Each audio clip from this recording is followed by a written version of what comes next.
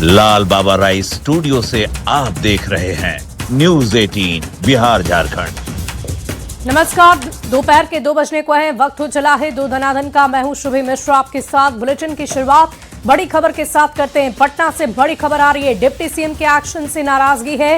राजस्व सेवा संघ ने नाराजगी जताई है। बड़ी खबर आपको बता दें, विजय सिन्हा के कार्यक्रम पर रोक की मांग की जा रही है। सीएम नीतीश कुमार को पत्र लिखा है। भूमि सुधार जन कल्याण को लेकर पत्र लिखा गया। रोक नहीं लगने पर आंदोलन की धमकी दी गई है। सामूहिक अवकाश पर जाने की धमकी। बिहार राजस्व सेवा संघ का आरोप है। सार्वजनिक मंच से बयानबाजी के आरोप लग रहे हैं। डिप्टी सीएम गरिमा को ठेस पहुंचा रहे हैं। जानबूझकर ऑन द स्पॉट आदेश दिया जा रहा है। एक्शन से राजस्व अधिकारी आहत हैं। बड़ी खबर आपको पटना से बता रहे हैं। डिप्टी सीएम के एक्शन से नाराजगी देखी जा रही है। राजस्व सेवा संघ ने नाराजगी जताई है। विजय सिन्हा के कार्यक्रम पर रोक की मांग कर दी गई है। सीएम नीतीश कुमार को एक पत्र लिखा गया है। भूमि सुधार जन कल्याण को लेकर यह पत्र लिखा गया है। रोक नहीं लगने पर आंदोलन करने तक की धमकी दी गई है। तो सामूहिक अवकाश पर ये चर्चा हो रही है। बिहार राजस्व सेवा संघ का आरोप लग रहा है। बड़ी खबर आपको बता रहे हैं। सार्वजनिक मंच से बयानबाजी के आरोप लग रहे हैं। इस वक्त की बड़ी खबर, डिप्टी सीएम गरिमा को ठेस पहुंचा रहे हैं और इनके एक्शन से नाराजगी। जानबूझकर ऑन द स्पॉट आदेश दिया जा रहा है और इसी को लेकर कर्मचारियों की तरफ से सीएम नीतीश को पत्र लिखकर अपनी नाराजगी को जाहिर किया गया है।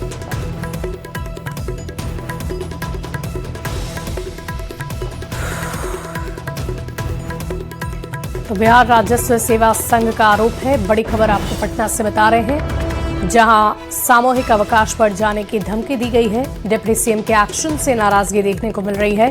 बिहार राजस्व सेवा संघ का आरोप लगा है। इस वक्त की बड़ी खबर आपको बता रहे हैं। सार्वजनिक मंच से ये बात कही गई है और इसी को लेकर चर्चा की जा रही है। राजस्व सेवा संघ ने नाराजगी जताई है। इस बाबत सीएम नीतीश कुमार को पत्र लिखकर अपनी नाराजगी को सामने रखा है।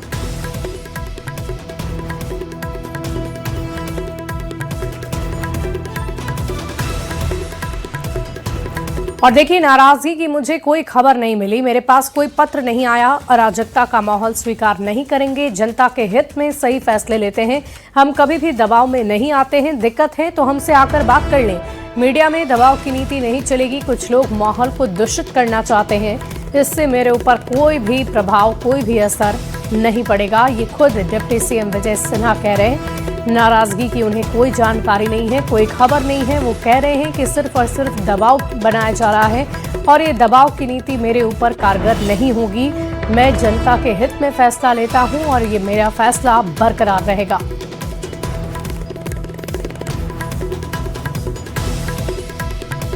मैं नहीं जानता कि कौन कहां नाराजगी प्रकट कर रहे हैं और कौन कहां पहल कर रहे हैं। मेरे पास कोई पत्र नहीं आया है किन्हीं का और न हमसे किन्हीं ने संपर्क किया है। मैं इतना जानता हूं कि अराजकता के माहौल हम कभी स्वीकार नहीं किए हैं और न ही किसी के दबाव में आए हैं। सेवा का हमारा नेतृत्व ने अवसर दिया है। जितना दिन विजय सिन्हा जिस विभाग में रहा है, जो जनता के हित में सही निर्णय है, हम उसको पूरा करेंगे। श्रम संसाधन मंत्री के रूप में 2017 में भी आईटीआई में जब सुधार की प्रक्रिया हमने अपनाया तो लोग मेरे पुतले जला रहे थे, काफी विरोध कर रहे थे। आज जाकर के पूछिए उन लोगों से कि जो हमने पहल किया है, उस पहल से बिहार के बच्चों को लाभ हुआ और संस्था जो ईमानदारी से संस्था चला रहे थे वो भी प्रसन्न है। और राजस्व भूमि सुधार विभाग के अंदर लोगों को दिक्कत है, परेशानी है, तो वो हमसे बात करेंगे। प्रेस मीडिया में जाके दबाव बनाने का प्रयास करेंगे तो विजय सिन्हा उससे प्रभावित नहीं होता है। जनता के हित में सरकार को जो निर्णय लेना है वह निर्णय हम लेंगे। उसमें सुधार की जरूरत है। मेरे जो अच्छे काम करने वाले कर्मचारी और पदाधिकारी हैं, उसका मनोबल नहीं गिरने देंगे। माननीय न्यायालय पर बेवजह का जमीनी विवाद का जो बोझ बढ़ रहा है उसको कम करने की जिम्मेवारी हम सब की है। और इस तरह से कुछ लोग वातावरण दूषित करके एक माहौल क्रिएट करना चाहते हैं, उससे विजय सिन्हा प्रभावित नहीं होता है। और इस पूरी खबर की जानकारी के साथ न्यूज 18 संवाददाता शैलेंद्र हमारे साथ पटना से फोन लाइन पर जुड़ रहे हैं। शैलेंद्र, क्या है ये पूरा मामला और किस बात की चर्चा विजय सिन्हा की तरफ से की जा रही है? बिल्कुल, देखिए, विजय सिन्हा जब से भूमि राजस्व मंत्री बने हैं उसके बाद उनका लक्ष्य ये है कि जितने जमीन संबंधित परेशानियां हैं लोगों को, मोटेशन हो या अन्य मामले हो, और खास करके जो लोगों को सीओ ऑफिस में या डीसीएलआर ऑफिस में चक्कर काटना पड़ता है और बिचौलियों और दलालों के चक्कर में आकर के परेशानियों का सामना करना पड़ता है, वो न करना पड़े। और इसी को लेकर के विजय सिन्हा ने एक पहल की और जिलावार पटना में सबसे पहले उन्होंने बैठक की, उसके बाद मुजफ्फरपुर में उन्होंने बैठक की और तमाम जो डीसीएलआर सीओ हो या जो अन्य अधिकारी और पदाधिकारी हैं उन सब को बुला करके लोगों के सामने लाया और उनके सामने बातचीत की और कहा कि काम करिए नहीं तो कार्रवाई होगी।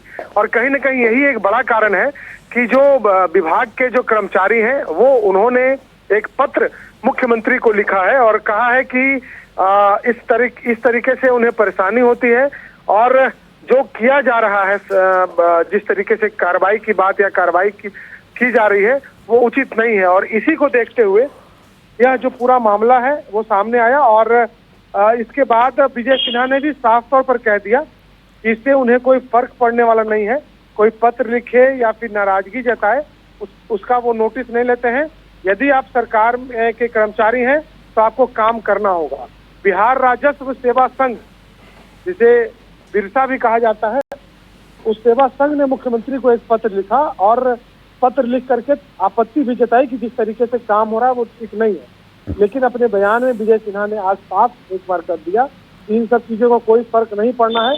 आपको यदि जिम्मेदारी दी गई है लोगों के काम की तो उसे पूरा करना होगा। जी चलिए, बहुत बहुत शुक्रिया शैलेंद्र हमारे साथ जुड़ने के लिए और इस पूरी खबर पर आप लगातार नजर बनाए रखें। देखिए, डिप्टी सीएम विजय सिन्हा के एक्शन को लेकर बिहार राजस्व सेवा संघ की नाराजगी पर बीजेपी प्रवक्ता प्रभाकर मिश्र ने पलटवार किया है। बीजेपी ने कहा है कि अधिकारियों की दबाव की राजनीति नहीं चलेगी। संघ की मांग को बेहद दुर्भाग्यपूर्ण बताया है। प्रभाकर मिश्र ने कहा कि काम से बचने के लिए इस तरह की धमकी कतई स्वीकार नहीं होगी। राज्य सेवा संघ की यह मांग पूरी तरह दुर्भाग्यपूर्ण और जनहित के खिलाफ है। उप मुख्यमंत्री विजय सिन्हा जी का भूमि सुधार जन कल्याण कार्यक्रम आम जनता की समस्याओं के समाधान के लिए, न कि किसी की छवि धूमिल करने के लिए। पारदर्शिता और जवाबदेही के लिए कार्यक्रम का लाइव टेलीकास्ट होता है जिसमें जनता को सच दिखे। काम से बचने के लिए दबाव की राजनीति और सामूहिक अवकाश की धमकी स्वीकार्य नहीं है। सरकार जनता से के हित में ऐसे जन कल्याणकारी कार्यक्रम चलाते रहेगी और किसी भी प्रकार की अराजकता को बढ़ावा नहीं दिया जाएगा।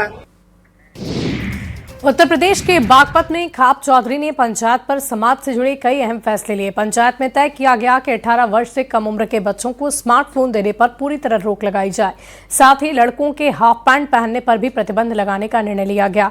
खाप नेताओं का कहना है कि इससे समाज पर गलत प्रभाव पड़ता है। पंचायत में भी ये फैसला हुआ है कि शादियां मैरिज होम की बजाय गांव और घर में ही की जाए। खाप चौधरियों ने कहा कि मैरिज होम में होने वाली शादियों से पारंपरिक संस्कार कमजोर होते हैं, रिश्ते टूटते हैं। शादी के निमंत्रण कई बार व्हाट्सएप के जरिए भेजने पर सहमति बनी। खाप नेताओं ने दावा किया कि ये फैसले समाज हित में लिए जा रहे हैं। इन्हें पूरे उत्तर प्रदेश में लागू करने के लिए दूसरे खापों से भी संपर्क किया जाएगा। आने वाले को और ये उत्तर प्रदेश में भी जितने भी सामाजिक खाप चौधरी हैं, थामा चौधरी हैं, सभी इसका समर्थन करेंगे। ये एक बहुत अच्छी पहल है। लड़कों के लिए क्या? लड़कों के लिए 18-20 साल से जो नीचे के बालक हैं उन्हें भी फ़ोन देने की कोई इच्छा नहीं है, ना कोई ज़रूरत है। फ़ोन देने से उनका एक भविष्य गलत रास्ते पे जाएगा। 18-20 साल की लड़की हो जाए इससे पहले फ़ोन देना भी नहीं चाहिए।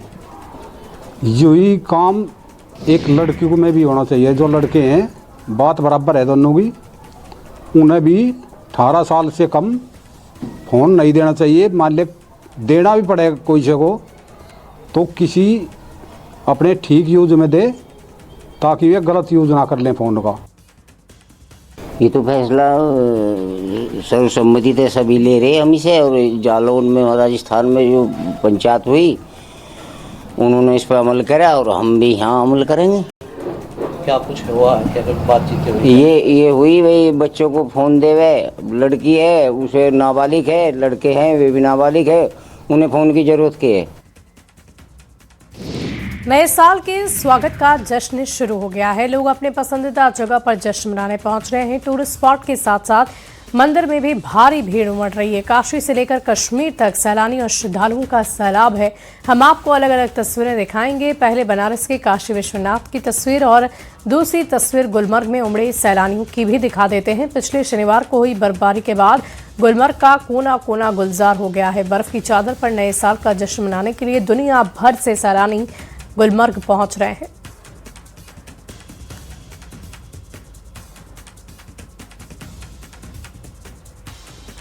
ग्रेटफुल हैं कि इस बार हमारी जो है बर्फ़ हुई है इस वक्त, और हमने इन 2-3 दिनों में काफ़ी ज़्यादा रश देखा टूरिस्ट्स का।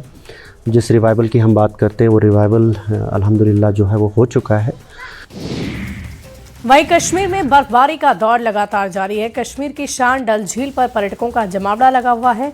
तस्वीरें आप भी देखिए। बेस्ट टू बेस्ट है, यहाँ पर बहुत अच्छी सिक्योरिटी है, कोई टेंशन नहीं है, हर जगह सिक्योरिटी है, हर जगह पर कोई प्रॉब्लम नहीं है और सेफ है। श्रीनगर कोई भी आए, कश्मीर घूमने कोई भी आए, यहाँ पे बिल्कुल सेफ है, कोई भी इशू नहीं है घूमने वालों के लिए। यहाँ पे हर चीज़ जम्मू सरकार जो यहाँ पे सिक्योरिटी जो दे रही है पब्लिक के लिए, ट्रांसपोर्टेशन दे रही है, जो कुछ भी दे रही है, सब टू सब एकदम सब सही है, बेटर टू बेटर है। आज कश्मीर में आके मुझे बहुत अच्छा लग रहा है। अगर आपको ठंड एक्सपीरियंस करनी हो तो आप कश्मीर में आइए, बर्फ देखना है तो कश्मीर में आइए, अगर लोगों का व्यवहार अच्छा देखना है तो कश्मीर में आइए। लोगों का व्यवहार इतना अच्छा है, यहाँ पे इतना हेल्पफुल है, बहुत अच्छा लगेगा आपको। एक बार एक्सपीरियंस करिए। सिक्योरिटी बेस्ट, लोगों का व्यवहार बेस्ट, खाना पीना बेस्ट। बस थोड़ा सा बर्फबारी नहीं हुई है। कल सोनमार्ग गए थे, बट नेचुरलिटी प्रकृति इतनी अच्छी है कि देखना बहुत जायज़ है। मतलब आओ, घूमो फिरो, एंजॉय करो, बहुत अच्छी जगह है कश्मीर। यहाँ पे हमें इतना अच्छा लगा, पहली बार हम लोग आए। यहाँ पे जन्नत है, जन्नत। जन्नत के अलावा कहाँ जाना है आपको कुछ देखने, तो यहाँ कश्मीर तुम आ सकते हो। और ये सीज़न है जो अभी स्टार्ट हुई है वो बहुत खूबसूरत हुई है। तो प्लीज़ आप लोग सब यहाँ पे आइए और एंजॉय कीजिए शिकारा का सब तरीके से। पहले तो हम छोटे थे और अभी आने में तो हमें ऐसे डर लग रहा था कि कैसा होगा यहाँ पे, बट देखा जाए तो यहाँ इतना सेफ महसूस हो रहा है। अभी इतनी सिक्योरिटी है, हर जगह आर्मी ऑफिसर्स तैनात है, इतना सेफ फील हो रहा है हमें ऐसी ठंडी में आकर भी।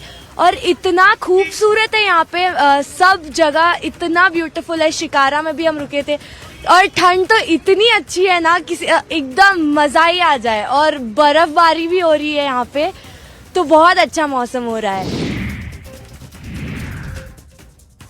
आपने महाराष्ट्र के घृष्णेश्वर महादेव ज्योतिर्लिंग के दर्शन किए। कंगना ने वैद्यनाथ ज्योतिर्लिंग और वासुकी धाम के बाद उनका घृष्णेश्वर महादेव ज्योतिर्लिंग के दर्शन किए। कंगना ने इस साल अब तक 9 ज्योतिर्लिंग के दर्शन किए हैं। कंगना ने इस साल के आखिरी तक 12 ज्योतिर्लिंग के दर्शन करने का लक्ष्य रखा है। कंगना देश के अलग अलग हिस्सों में स्थापित 12 ज्योतिर्लिंगों के दर्शन के लिए जा रही हैं। आज उन्होंने 10वें ज्योतिर्लिंग के दर्शन किए और इसकी तस्वीरें भी शेयर की है।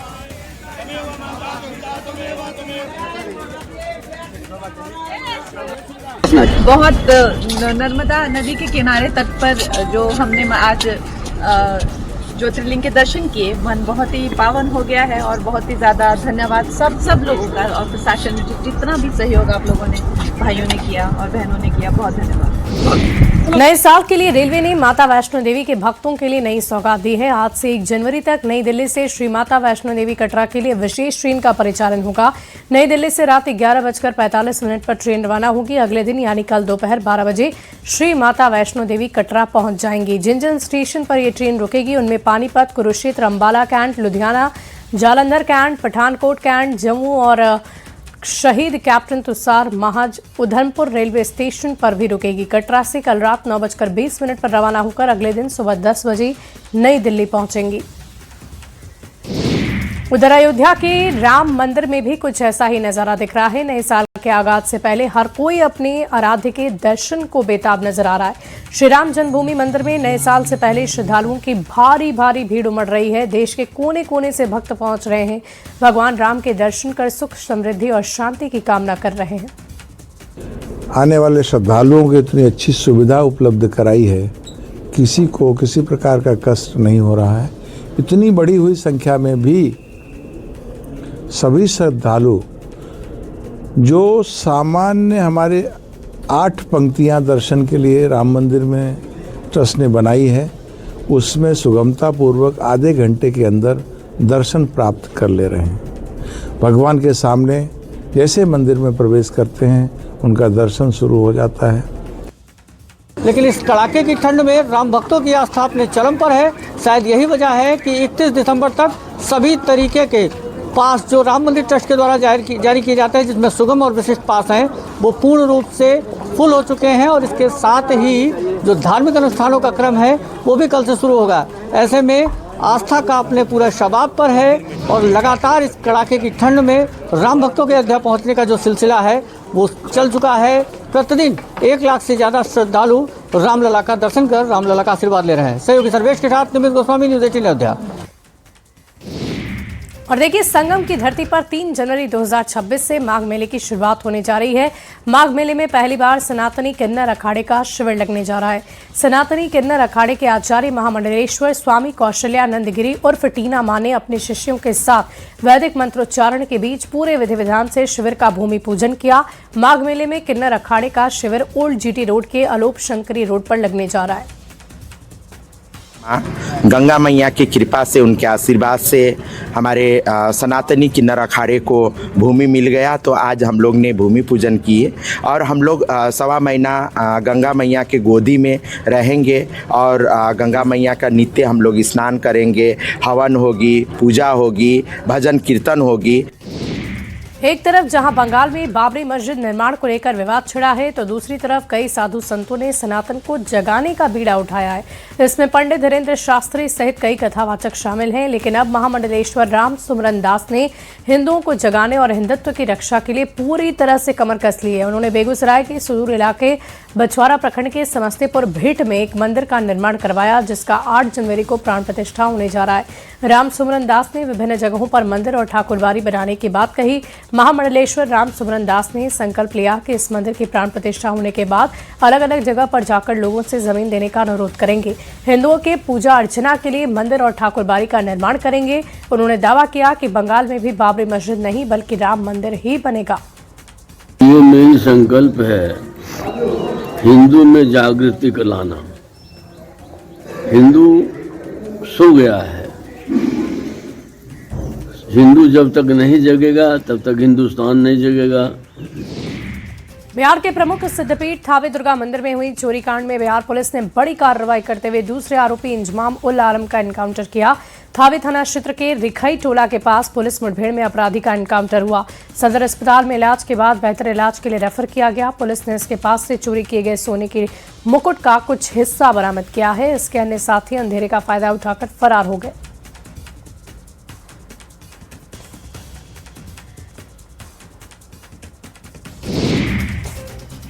गोपालगंज के थावे मंदिर लूटकांड का भोजपुर कनेक्शन आने के बाद इस मामले में बड़ा खुलासा हुआ।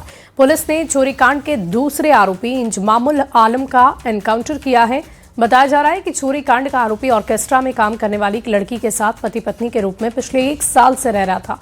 इस घटना के बाद से उसकी पत्नी ने बताया कि उसकी जान पहचान सिवान में कार्यक्रम के दौरान हुई थी। इसके बाद मोतिहारी में इंजमामुल के साथ उसने निकाह किया, इस्लाम धर्म को स्वीकार किया। दोनों 1 साल से पति पत्नी के रूप में रह रहे हैं और इसकी गतिविधि के बारे में उसको जानकारी नहीं थी। पटना पुलिस इन दिनों अवैध हथियार माफिया के लिए ऑपरेशन जखीरा चला रही है, जिसके तहत पटना के पालीगंज के बराह गांव में एक घर में छापेमारी कर भारी मात्रा में अवैध हथियार बरामद हुआ। दरअसल पुलिस को सूचना मिली कि बराह गांव में सोनू कुमार नाम के एक व्यक्ति के घर में हथियार रखे हुए हैं और इसी सूचना के आधार पर जब पुलिस टीम ने टीम का गठन किया, छापेमारी की, तो 3 राइफल, 2 देसी कट्टा, 41 जिंदा कारतूस, 2 मैगजीन सहित कई हथियार बरामद हुए। जानकारी में है आप लोगों के कि वहाँ ऑपरेशन जखीरा चल रहा है और कई तरह के हथियार भी मिले हैं उसी क्रम में वहाँ के SHO के द्वारा, सब इंस्पेक्टर बिट्टू कुमार के द्वारा सूचना डेवलप किया गया था, जिसमें उनको जानकारी मिली कि एक घर में भारी मात्रा में हथियार रखा गया है। जब इनके द्वारा उस घर का घेराव किया गया तो वहाँ पे उस घर से एक .315 का राइफल, एक 12 बोर का बंदूक, 2 देसी कट्टा, .315 का 11 कारतूस, 12 बोर का 30 कारतूस, करीब 14 खोखे और कुछ मैगजीन, पिस्टल कवर और उसको जो साफ सफाई का सामान होता है वो वहाँ से बरामद किया गया। बढ़ते आगे, अगली खबर छपरा से आ रही है, जहां ठंड से बचने के लिए आग तापने के दौरान एक बड़ा हादसा हो गया है। भगवान बाजार थाना क्षेत्र के भरत मिलप चौक में एक ही परिवार के 7 लोग धुएं के कारण बेहोश हो गए। 3 बच्चे सहित 4 लोगों की मौत हो गई, जबकि 3 की स्थिति गंभीर है। सभी को स्थानीय लोगों की मदद से अस्पताल पहुंचाया गया।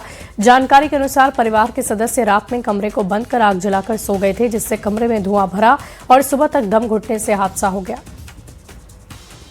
मामला ऐसा लोग बता रहे हैं, आस पड़ोस के लोग के साथ ये लोग घर में आग जला के सोया था, उसी दरमियान सबका घुटन से मतलब कंडीशन सीरियस है। 4 लोग तो एडल्ट हैं जो कि अभी अंडर ट्रीटमेंट हैं। 3 बच्चे लाए गए थे जो तीनों ब्राउड डेड थे। एक बूढ़ी माता थी, वो भी ब्राउड डेड थी। वो परिजन लोग बता रहे, आस पास लोग बताया कि सारे लोग रात में अंगीठी जला के रूम में बंद करके सो गए थे। अरे रूम खोल के गए सुबह में देखने ना 7:30 बजे से सब पड़ा हुआ था लोग। बच्चों लोग की क्या हालत थी? बच्चों के तीनों नहीं है। हाँ। क्या मैंने क्या हो रहा था? आग जलाए थे? क्या आग जलाया हुआ था, रूम में पैक था। और यहाँ रुकते एक छोटे से ब्रेक के लिए, जल्द हाजिर होंगे।